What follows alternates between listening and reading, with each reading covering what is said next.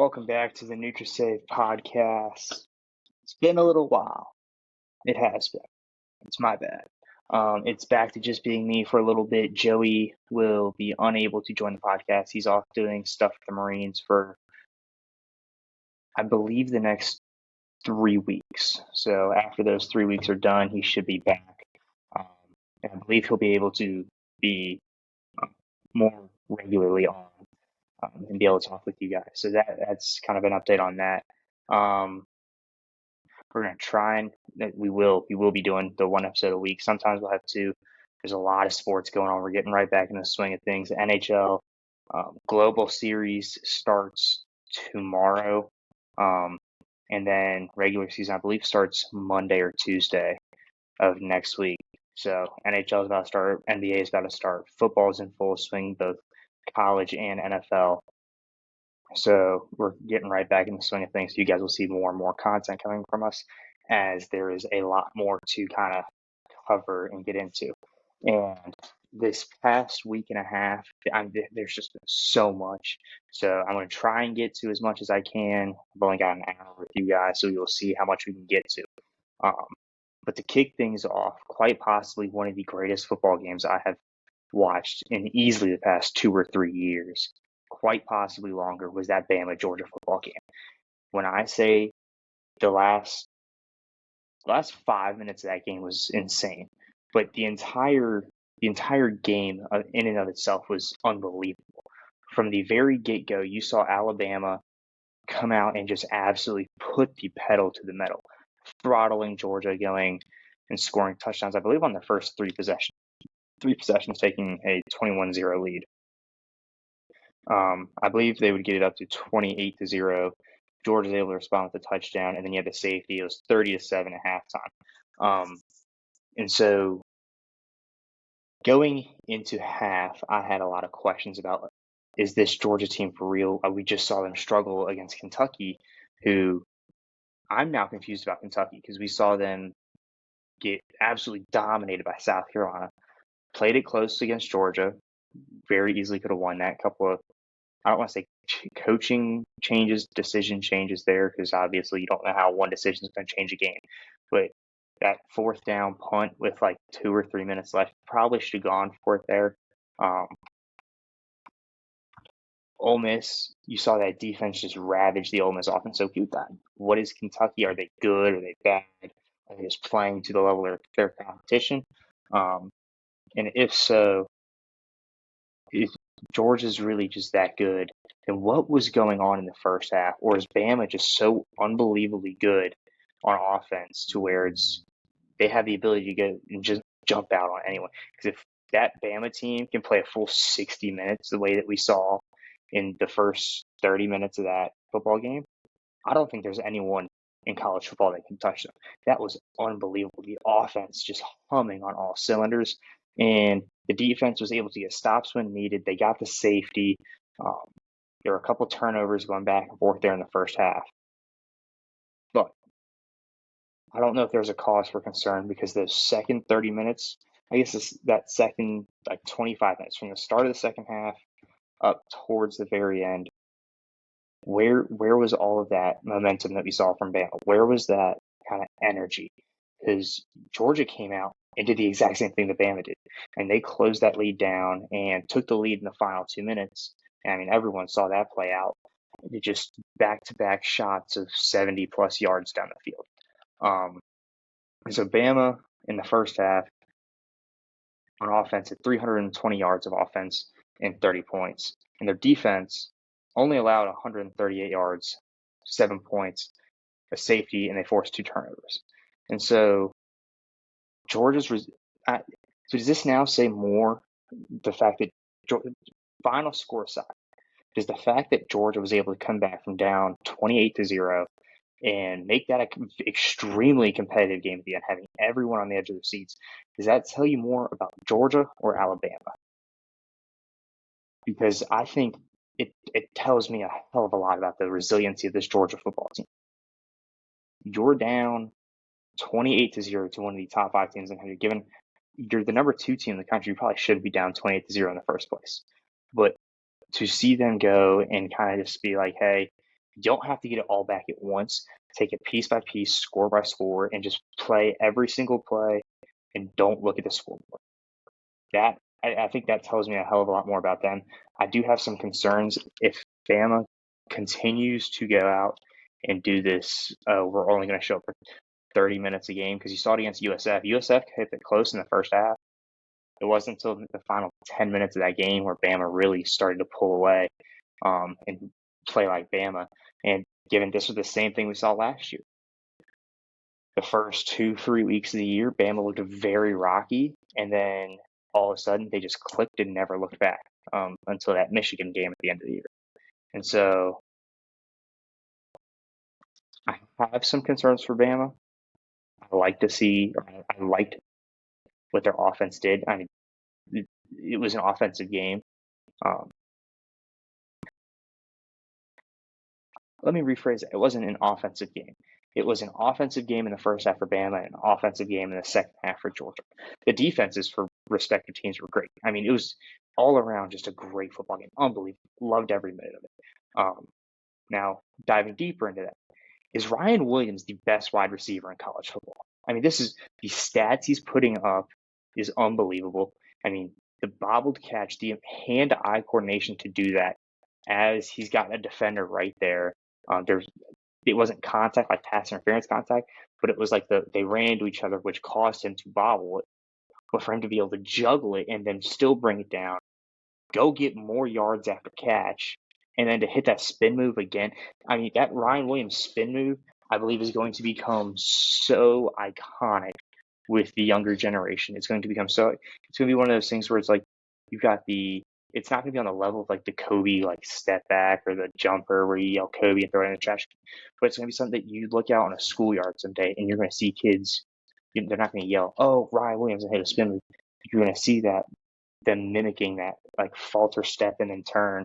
Um, I mean, it was just unbelievable. The footwork he has. I mean, you can tell how much time he puts into something like that with how, I don't want to say precise, but with how efficient, how fluid that movement is, just how easy he makes it. I mean, it just looks like he's dancing out there.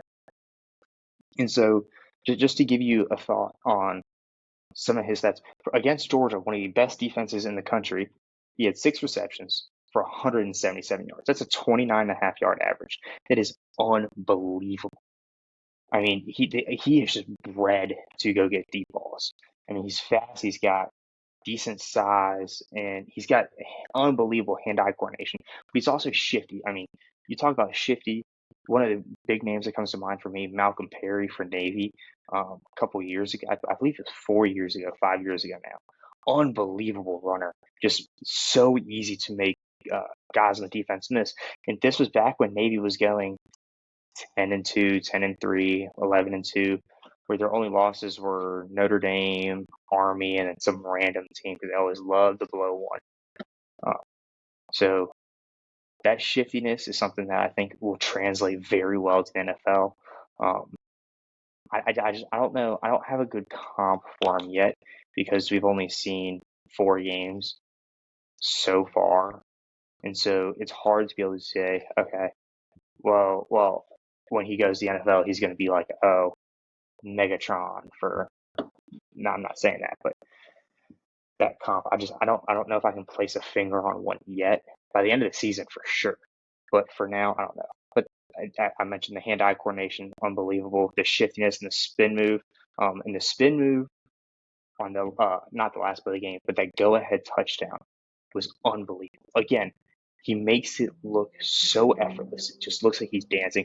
Was able to get the defenders to collide and run into each other, just open up that space down the field. And then overall in the country for the rest of the season, given he's only played one SEC game and then I believe one other Power Five team in Wisconsin. I believe it was USF was their other game in there, and I can't believe who they opened with, but I don't believe it was a Power Five team. And so through those 4 games, he is sixth in average receiving yards length or like reception length. He is eighth. He is the eighth longest touchdown in the country. I believe it was like 80. I think it was 80 yards on the dot. And then he's 16th in receiving yards, while having the fewest receptions out of anyone ahead of and so given that average reception length, so when he's catching the ball, he's getting the most out of it. And so I think that's something, especially with that Bama offense, with Kalen DeBoer coming in and looking to, I don't want to say stretch it out more because Saban had the ability to just chuck the ball down the field with all of his offenses. But he's bringing a little bit of that West Coast offense and sprinkling it into places where Milroe is truly a dual threat. He's able to throw the ball very well, very efficient down the field, but then he's also able to tuck it and run for a 20, 30-yard gain. So he's going to force defenses to respect both the deep ball and the run. It's going to be very hard to defend him moving forward. I'm going to be very interested to see how teams like South Carolina, who possibly have one of the best defensive lines in the country, teams like Ole Miss and all these other games that Bama has, where some of these kind of better defenses that we think of right now as we're getting into more difficult conference play, how they handle against, or how this Bama offense handles against more tough competition, and whether or not we see them continue to play 30 minutes of good football and 30 minutes of okay/questionable football. And then quite possibly another one of the biggest, throughout the entire season this year, the reffing has been extremely questionable. You already know my thoughts on the LSU South Carolina game, but the Miami game, given that's not really the refs, this was the ACC kind of coming down and making the decision through the review on the last play Hail Mary. I believe it was not a catch. When you go back and you watch the video, they all go up. I think because there were two Tech guys, I think 2 or 3 Miami guys right there in the mix of it. The Tech guy that was in front, I think, stops the guy in the back from catching it. Had he not gone for it, given I guess everyone's supposed to go for it, had he not gotten his hand in there, I think the Tech receiver in the back, comes down with clean possession. Because I think it was his arm as he tried to pull it away that yanked it out of the guy in the back's arms, caused it to bobble on the way down / when they were on the ground to where a Miami player was out of bounds. I don't know if they knew they were out of bounds, but touched the ball, rendering the play dead. Done. Doesn't matter if they had possession after that, play's dead. I know they called it a touchdown on the field.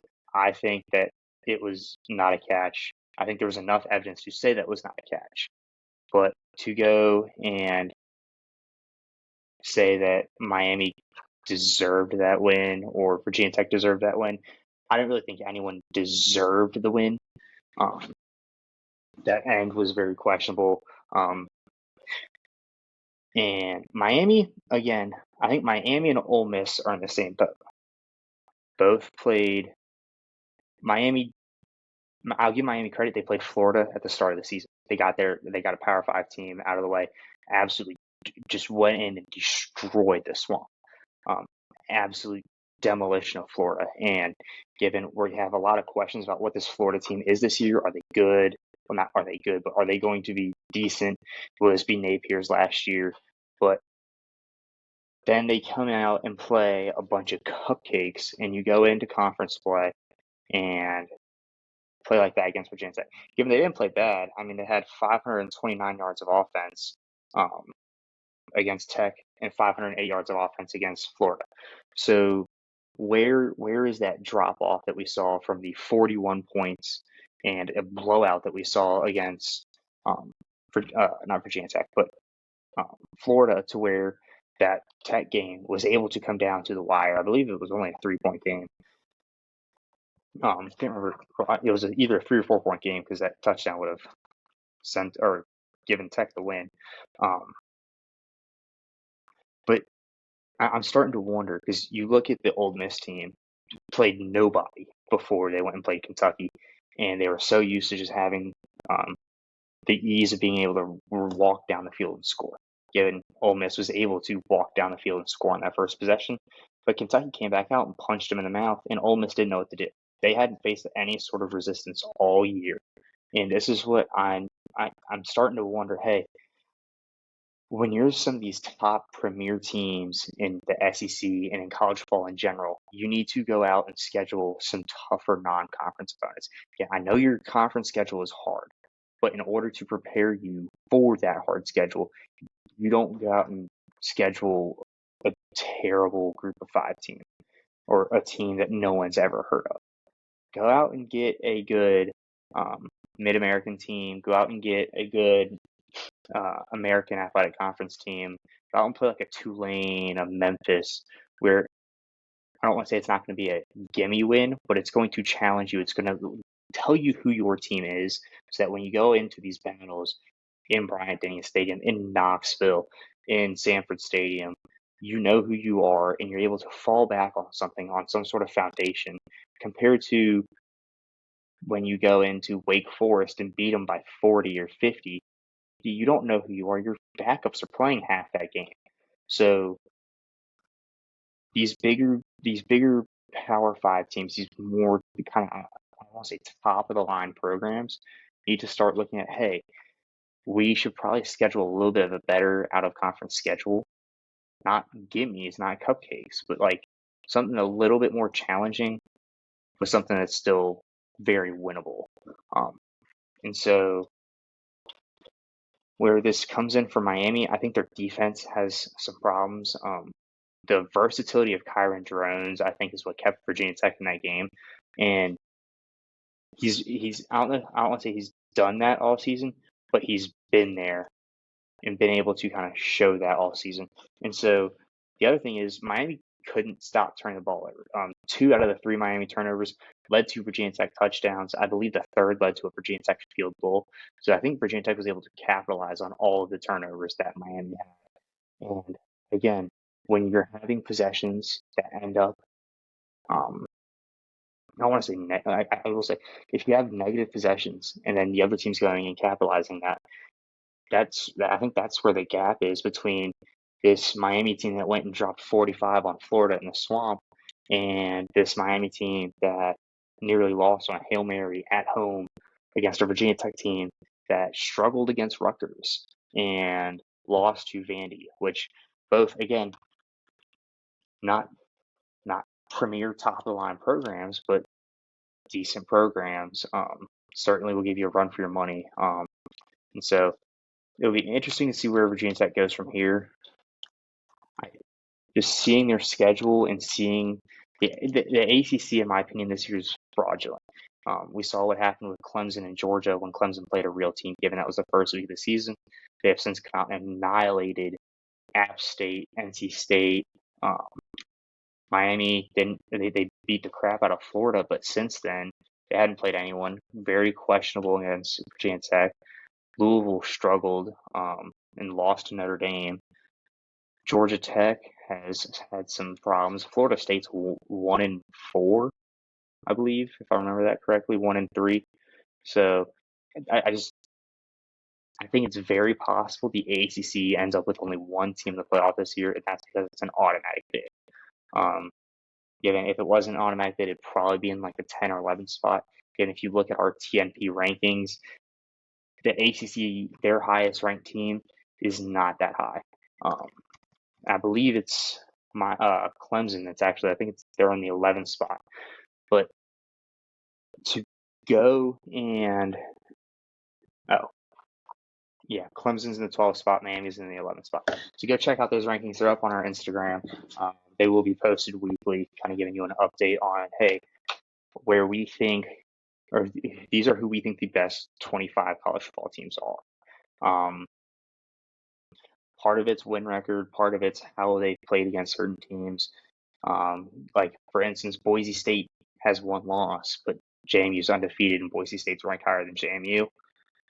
Boise State's one loss came on a last-second field goal to Oregon. They've looked unbelievable. Ashton Jeanty, I think, is a front runner for the Heisman right now. He's projected, or if he keeps up the pace he's on now, he's going to break, I think, every single rushing record, or most of the rushing records in college football for a single season. So that would be unbelievable. And I saw someone do the math the other day. It was like 3,000 yards is what he's on pace for, which is just mind-baffling. I think 56 touchdowns was the number two. It may be a little high, but I mean, I've seen games where he's had 4 or 5 touchdowns this year. So I believe he earned a star of the week last week after like a 220 yard and 4 touchdown performance. So kudos to him. Um, then I know on the last podcast I had talked about Army Navy being one of the best games of the year. Given previous years, it's not always technically the quality of football that's being put out on the field. I think a lot of it has to do with the pageantry, what the game means to people. But then I think it's a different style. It's a very defensive heavy football. You don't throw the ball a lot. It's a lot of running. Um, and so there are a lot of people in our comments saying, "Hey, terrible take." I don't think it's all that bad. I think it's a great game to watch. I think it's a must see for every college football fan. Hey, just if you had the chance and you're in the Northeast or the Mid Atlantic, go to an Army Navy game. It is one of the coolest experiences you will ever have. Go get in, go get in right when the gates open. Watch March on. It's one of the coolest things to be able to see the brigade and the Corps of Cadets all formed up. Um, it truly gives you a sense of patriotism and a sense of, I don't want to say nationalism, but like hoorah, kind of like let's go. So that was awesome. And speaking of Army Navy, both of those teams are off to their first 4-0 start since 1945. So I mean, both of them have to play Notre Dame, but other than that, both of them could very easily end the season 11-1 and end up playing each other for the American Athletic Conference.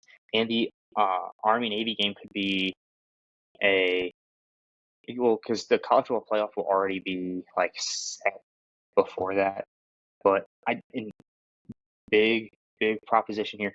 I think they move the Army Navy game up to the American Athletic Conference Championship if it's Army and Navy playing in that.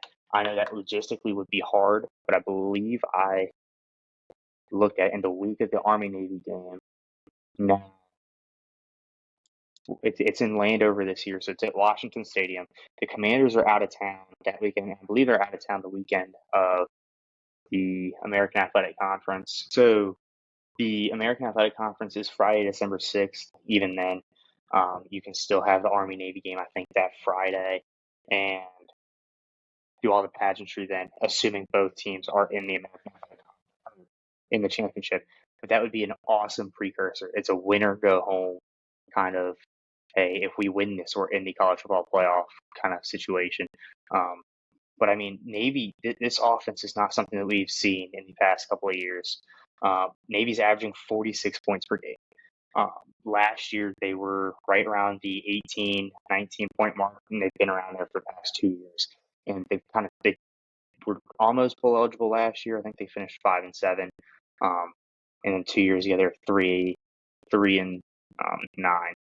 And they had like a loss to Delaware in 2022. So this Navy team's been struggling for a while, and to finally see this offense humming the way it is, and I think Blake Horvat is a massive part of that. I mean, he's been unbelievable. He's got 637 pass yards through 4 games for Navy, and for those of you that don't know a lot about Navy football, that is a lot. The past couple of years, that number would probably be around 50 to 120. Um, through 4 games of the year, just because, I mean, you would only see him pass it once or twice. Now, with how much of a dual threat Horvat is, he's able to throw. He had 270 plus yard touchdowns against UAB through the air. I mean, he rushed for a 70-yard touchdown against Memphis. I believe that was a go-ahead touchdown too. So he's got the ability to run it with his legs, and he's again, it's another Navy quarterback that's fast and shifty to be able to go elude tacklers and get into open space and just run with it. So we'll see how that progresses throughout the year. Again, that Navy Notre Dame and Army Notre Dame game matchups, those will be huge. I think those will have major, I don't want to say major playoff implications, but if one of those teams can win against Notre Dame, I think that's going to put them as a front runner for the top seeded group of 5 champion going into the college football playoff. And then again, Blake Horvat, kind of back to how the season he's having, how unbelievable it is. He's leading in both rushing and passing yards for Navy. So he's got over 1,100 or 1,087 total yards with 15 total touchdowns. He's got 450 rush yards on 47 carries, averaging just under 10 yards per carry. So again, it's just unbelievable what this Navy offense has been able to do so far. And the amount of points, it's just something that we haven't seen. And Brian Newberry is a defensive coach. He was a defensive coordinator. And it's just been to see what has come of this Navy offense, something I would not have predicted this year, but something I'm glad to see happening.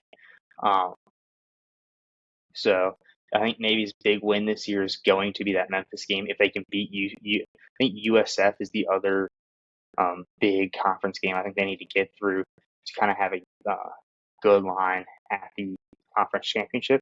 I believe it's at USF too. So massive game there, massive game against Notre Dame. So we'll see how those two play out. Hopefully, I would love to see Navy squeak into the college football playoff. We'll see how that ends up.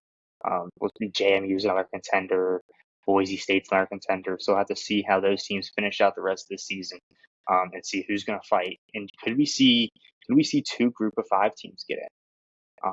I think it's possible, but I think it's unlikely at this point in time. Um, when we expand to, I believe they're expanding to 16 team format in 2026. Um, so that may see 1 to 3 Group of Five teams get in. So kudos to the Group of Five showing out strong. And then that Army Navy game this year, I know the under has hit. I want to say at least 10 times out of the past 13 games. Could this year be the start of something that finally changes that? So Navy's averaging 46 points per game. They've played, I don't want to say tough competition, but they've played Memphis, and that's really their only notable win. But other than that, they're averaging that again 46 points per game. Army's averaging 36, just over 36 points per game. So what's usually a 27 and a half point line, could we finally see that up into the high 30s, low 40s? It will still likely be a low scoring game, but I think this year will finally be the year that we see like mid to high 20s, maybe finally get hit on an over.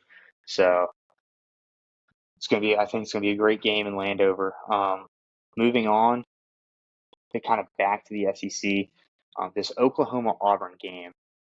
Oklahoma missing 5 of their top wide receivers, and it showed. I don't want to say their offense was abysmal. They only had 291 yards of offense, which was right in the middle for their performance this year.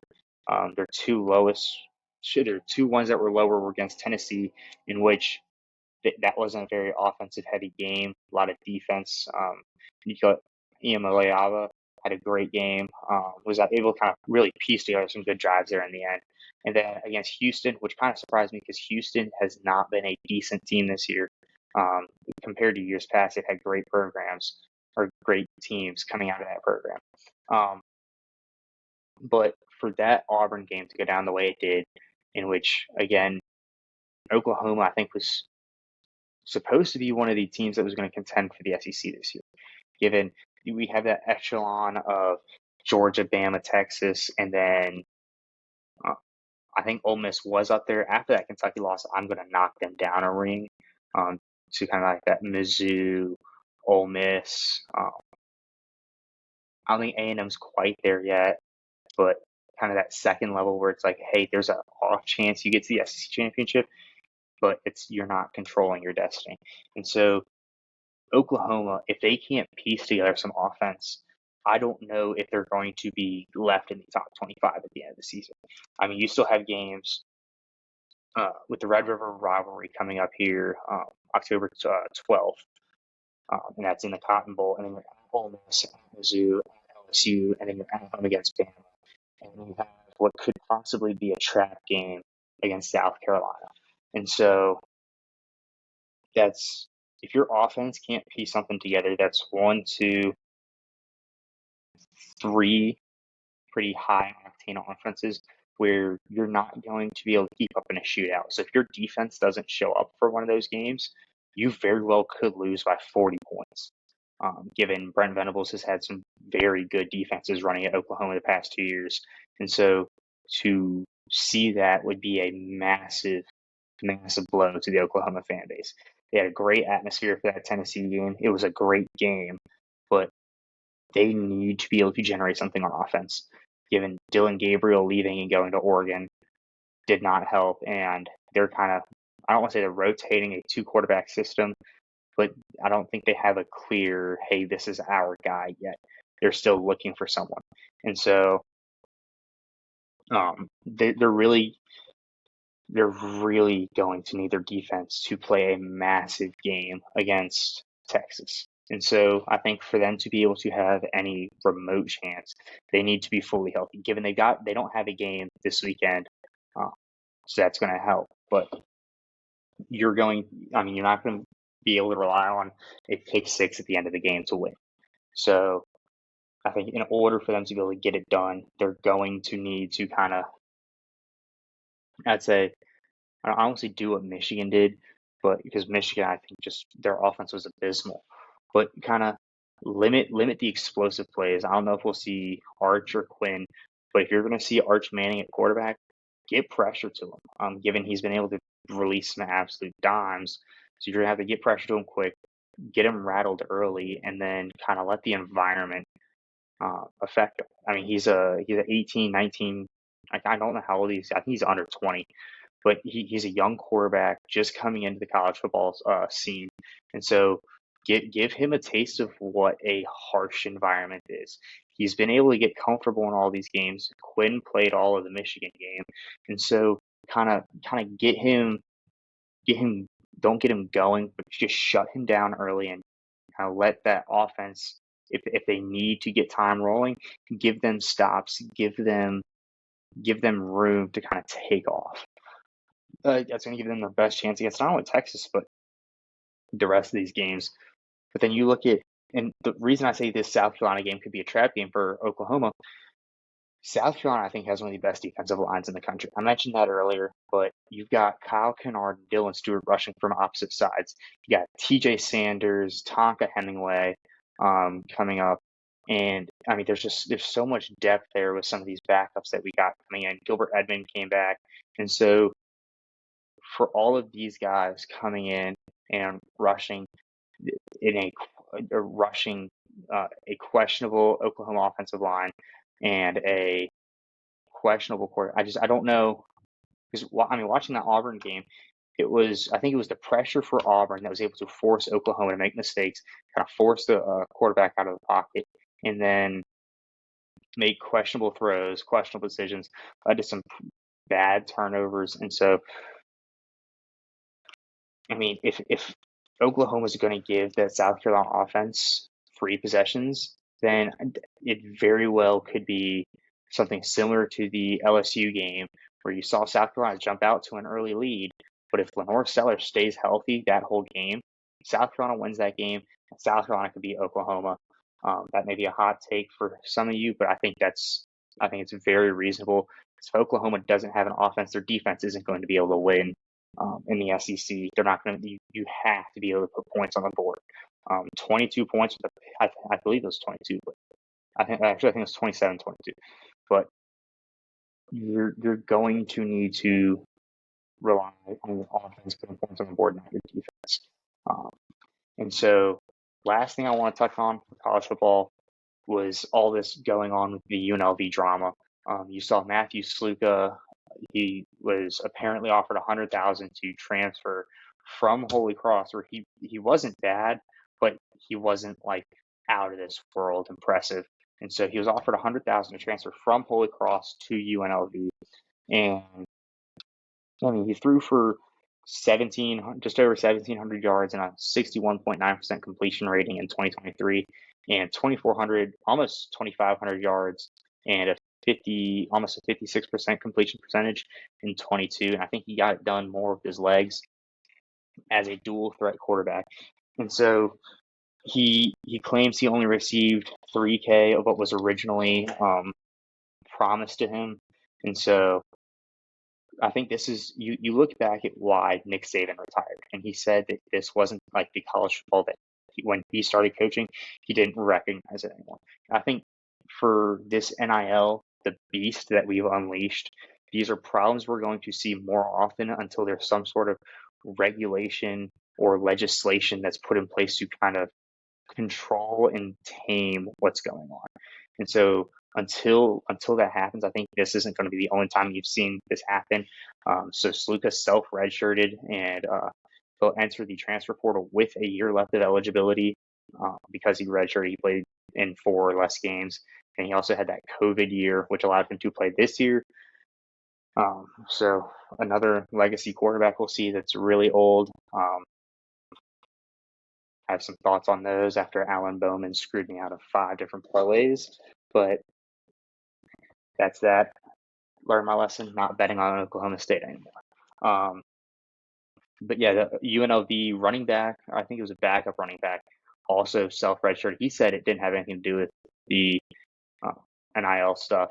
But then you had a UNLV, I don't know if it was a casino owner or businessman, some wealthy person in Las Vegas offered to pay the 100,000, and I believe it was one of the UNLV receivers came out and was like, "Hey, give it to our O line," in a serious, joking way. But so yeah, it'll be interesting to see how this kind of plays out, and some of the legislation I think needs to be enacted by either the NCAA, by Congress. Someone needs to put something forward so that there's some sort of baseline, some sort of rules to where this isn't just the wild, wild west. There needs to be some sort of guidance, some sort of structure so that people know, hey, this is what's going on, whether it's a CBA, whether it's actual like contracts, so that hey, this is like, and if someone doesn't hold up to it, we can refer back to it and be like, hey, this is what was said here. This is what we agreed upon. And so here, I mean, I think it's just kind of verbal offerings, and it's a he said she said kind of situation. So unfortunate, but I mean I think ULV went out and smacked the living crap out of Fresno State 59-14 after their quarterback went and I guess transferred. I don't know what you want to say. He quit. So that definitely I had bet against it. I did not know what that offense was going to be able to do. Clearly didn't skip a beat as they I don't want to say they've been high octane, but they've got a couple 50 pieces. They got a 59 piece against Fresno State and a 70 piece against Utah Tech, given it's Utah Tech. So moving on out of college football into the NHL, one of my favorite times of the year is the start of the NHL. So it does start tomorrow with the global series in Prague between the Devils and Sabres, and I don't know why they do the global series so much earlier than the rest of the kind of NHL start to the season. I don't know why you wouldn't do it like, hey, if the regular season started Monday, play the global series in Prague Saturday morning and play it Sunday morning before NFL football. That way, hey, it's for someone like me who wants to sit on the couch and watch sports all day. I'm able to watch. Hey, I'm able to go watch meaningful hockey before I go and watch football and I guess football both Saturday and Sunday. So it will be a 2-game split between the Devils and the Sabres overseas. And so my question to the comments is, who had the best offseason? Because there were a lot of teams that made a lot of moves. There's some teams that were just kind of meh and laid down. So I'm going to talk about kind of 5, 6 teams here. And if there's a team I didn't talk about, like, hey, go ahead, drop something in the comments, kind of discourse, lay your arguments peacefully. But I think the Blackhawks, not the best. It'll kind of get better as it goes down. But I think the Blackhawks had one of the better off seasons. They added Bertuzzi, who's going to be able to, you put him on a line with Bedard, and he's going to be able to help with the puck retrieval, help feed into Bedard. I think you're going to see an uptick in the amount of goals Bedard scores this year. He had a great rookie season. I think he outpaced what my expectations for him were. I didn't expect them to get to the playoffs. It's really, I don't want to say a one-man team, but they're adding more. They're getting better. I think they'll be in the hunt for like a last wild card spot in the Atlantic or in the East. No, West. My bad. Um, so we'll see. We'll see if they can get and just improve maybe 10, 12 wins this season over what they had last year.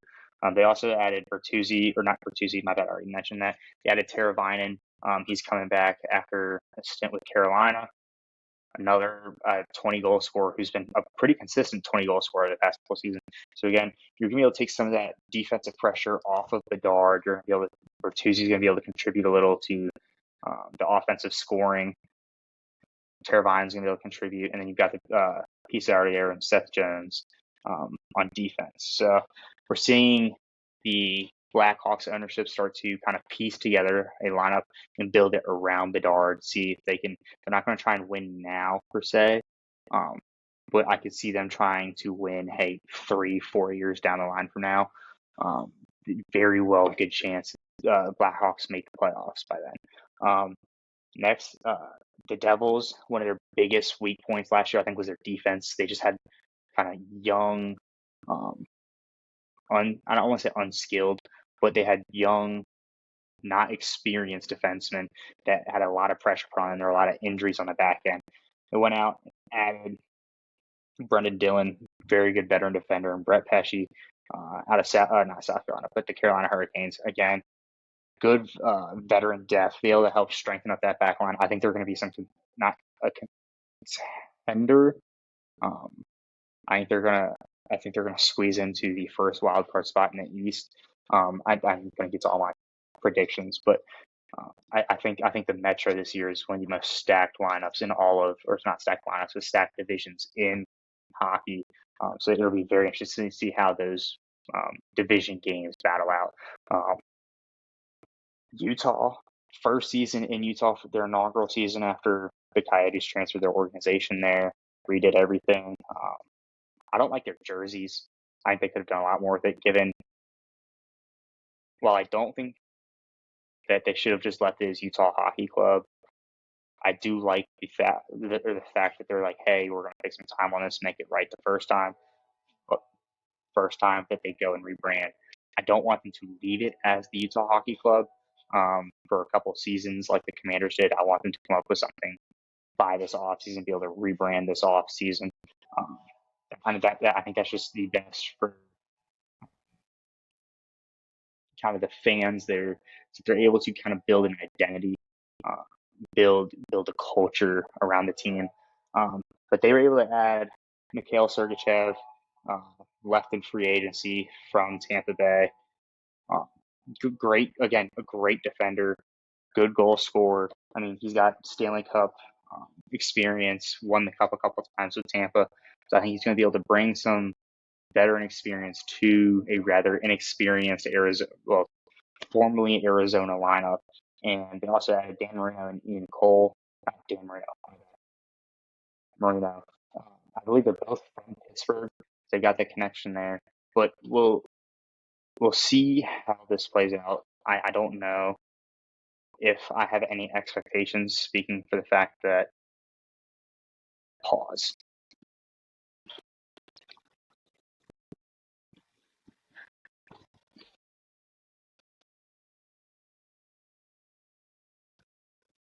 On pause.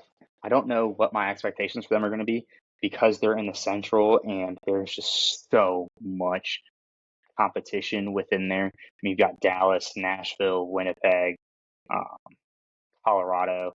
So it's going to be very interesting to see kind of how they're able to fit in with the lineup that they have to go and compete against some of these top tier Stanley Cup contenders. So the next, the Caps, I think they had one of the biggest off seasons. They brought in a lot. They kind of filled some of the holes that they had last year. Got rid of some of the cap space. Pierre-Luc Dubois came in from LA, I think that was a great addition. I'm hoping he finds his game. He's been extremely good in the past. He's been vital to teams in the past. Not as important lately, hasn't played as great lately. He's kind of had a couple of injuries. So we'll see kind of how he's able to fit into this Washington offense where he doesn't need to be the only person that, or be the person that this offense is focused around, or be one of the top contributors. He's able to go and let OV kind of take some of that offensive pressure. Backstrom, I think, is still questionable for the season. Oshie's still questionable for the season. But Washington also added Andrew Mangiapane and Jacob Chikrin. So again, adding some of that offensive depth to a team that I think was fairly young on offense last year. I mean, you had some of these guys that were just coming out of the AHL, some of these rather inexperienced guys, some of what you would usually see on like a third or fourth line playing on the second line for Washington. So I'm very excited to see this new look offense. I think that Brian McClellan, given he stepped down kind of after all these moves, right after all these moves were made, and kind of moved up to a higher position in ownership, or not ownership, but management for Washington, how that's going to play out. And with the addition of Logan Thompson and Matt Law on defense, Logan Thompson and net, I think that's going to be a good pairing for Lindgren. Lindgren played fantastic last year, and there was a lot of skepticism about his play in the playoffs against the Rangers. I've said this before. The playoffs were not his fault at all. He was hung out to dry so many times by that defense and by the Caps in general. It was a poor team performance, and I just think it was unfortunate that had to be blamed and put on him. And so I think that Logan Thompson, very competent, would be a very good backup. I think that goaltending is something that Washington has somewhat struggled in the past couple of years. I think they found what they wanted in Lindgren. I'm excited to see how that plays out. Defense, I think they're pretty solid. We've got some good size. Carlson's still going strong. So we'll see. I'm definitely excited to see how that all plays out. But with that, I think the Washington's able to squeeze into one of the 3 playoff spots for the Metro. Like the Rangers still stay at the top. While they didn't do too much in the offseason, they didn't lose too much. They're bringing back a group that's kind of been together, and it's come up short in the playoffs numerous times. So I think they may be one of my picks for the Stanley Cup, just because it's like, hey, how many times do they have to fire a gun before it finally hits the target? So I got New York at the 1 seed in the Metro, the Islanders take the 2 seed, Washington with a 3, and then in the Atlantic, I have the Panthers as the 1 seed, the Leafs finishing in 2nd, and the Bruins finishing in 3rd. Pretty chalky. That's kind of been those top 3 in the Atlantic for a while. I don't have Tampa making the playoffs at all. They lost Stamkos, lost Sergachev. I just think they've lost too many pieces. I think they're going to have to rebuild for 2 to 3 years before they're able to make a run at a wild card or like a 3-seeded spot. I like where the Panthers are at right now. The Leafs, as always, play great in the regular season and then just choke it to usually the Bruins in the playoffs. Washington's done them in. So we'll see. We'll see where Toronto finally finishes up at the end of the season. And then I got the Devils as the wild card 1 in the East, and then Detroit. They're able to bring back Patrick Kane, who I think is a good veteran leader for that team. Again, Stanley Cup experience. And so moving out west, I've got Dallas, Nashville, and Winnipeg. Nashville, adding all of the pieces they had. And hold on, let me get back to what they added, because I kind of skipped over it. They added Steven Stamkos, Martin Shaw, and Brady Shea. Again, great. I didn't see that one coming. I didn't see Stamkos leaving Tampa kind of mid-year last year. Towards the end, it seemed more like it with the lack of contract negotiations. So I think their offense already potent. It's just got a lot stronger. So I think they'll be able to put up some points. I don't know if they'll be able to compete with Nashville. Jake Ottinger's just unbelievable. He's been a solid brick wall in net. And then out in the Pacific, I've got Edmonton, Vancouver, and Vegas taking those top three spots. And I got Colorado and the Kings taking the 1 and 2 seed or not the 1 2 seed, the 1 and 2 wild card spots. That's what I got for the NHL. Of course, we'll cover it more as we move into it. We'll be doing kind of more, I don't want to say bonus content, but like more fun stuff like ranking jerseys and stadiums and goal horns and stuff like that. So a lot of fun stuff on the way coming down the pipe.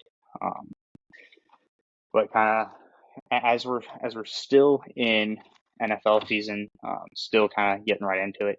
One thing I didn't see happening this fast into the season was Devontae Adams requesting a trade. I could have said, hey, he's going to get dealt at the trade deadline. Vegas is going to try and get something back for him, try and rebuild a little bit. But to see it happening this early is surprising me, given the quarterback play and the offense hasn't fully been there.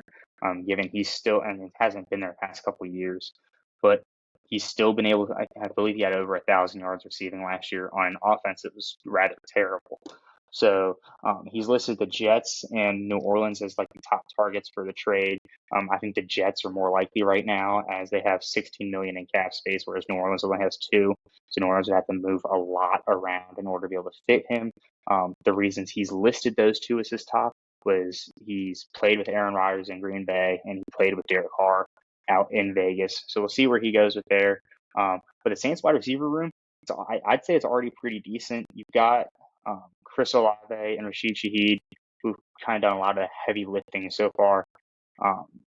And I don't know who on that New Orleans lineup they would give up for that for Devontae. Given they have been, New Orleans has been kind of ravaged by injuries, so it's interesting to see. Hey, this is a move that, hey, in a dream scenario, you could plug in Devontae and the Saints would succeed, no doubt. But this isn't a dream scenario. They just don't have the space or the money to be able to fit him into New Orleans.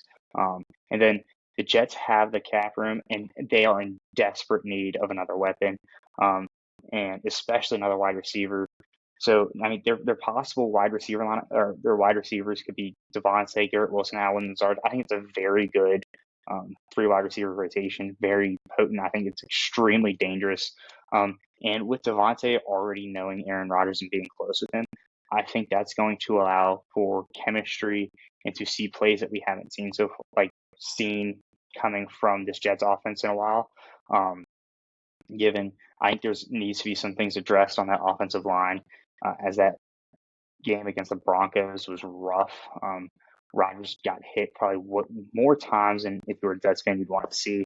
So if I had to make a projection, I think he'd go to the Jets. I think people are saying that the Chiefs might make a run at him.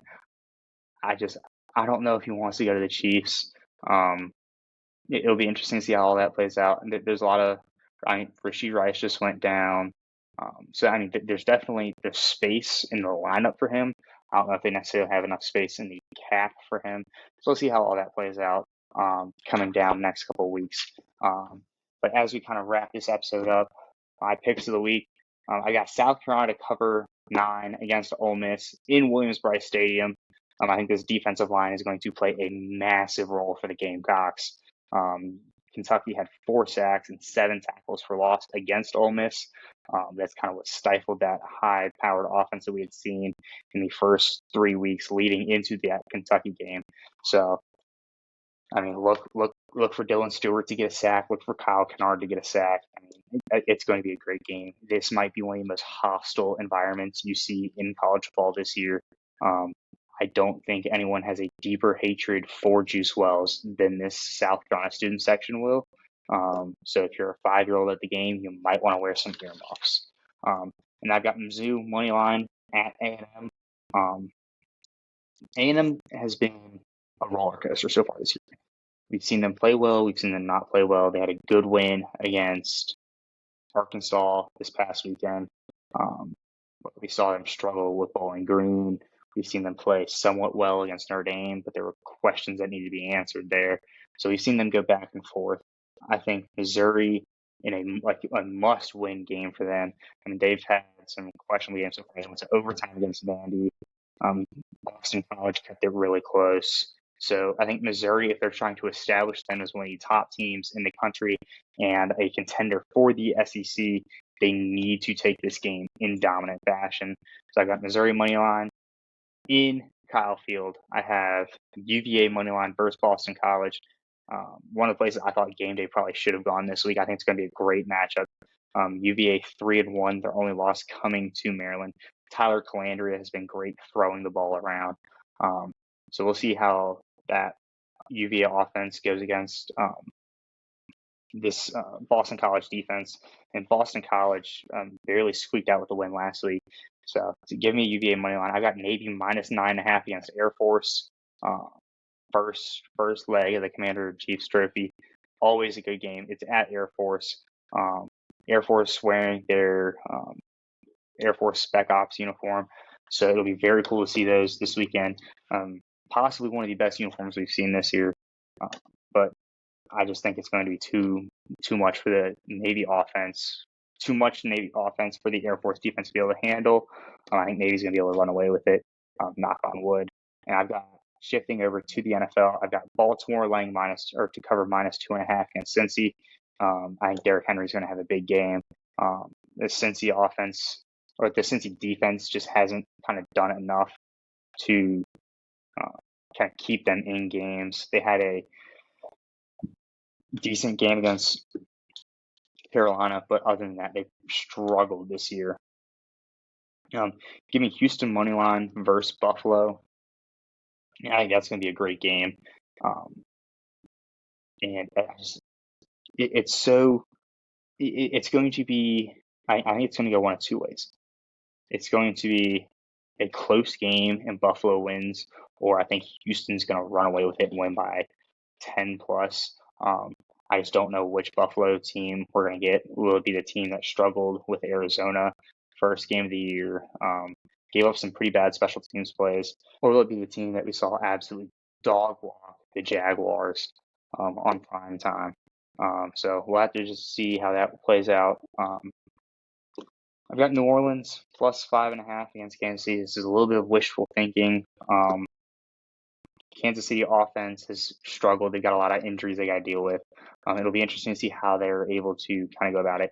And I think the big matchup here is going to be New Orleans offense and the Kansas City defense. Chris Jones, how is he going to be able to kind of get through that New Orleans offensive line that has been decent the first couple of weeks, questionable last 2 weeks? Will we see some of those explosive plays from New Orleans that we saw in the first 2 weeks, but was stifled against Atlanta and Philly? And will New Orleans be able to limit some of these turnovers that are costing them? They had a pick six, they had a fumble in the end zone. So again, if New Orleans doesn't have those kind of costly errors, they win that game. And lastly, I got Minnesota minus 2.5 against the Jets. I think Minnesota is unbelievable so far. I think Sam Darnold is possibly one of the front runners for the MVP. He's third in MVP voting right now.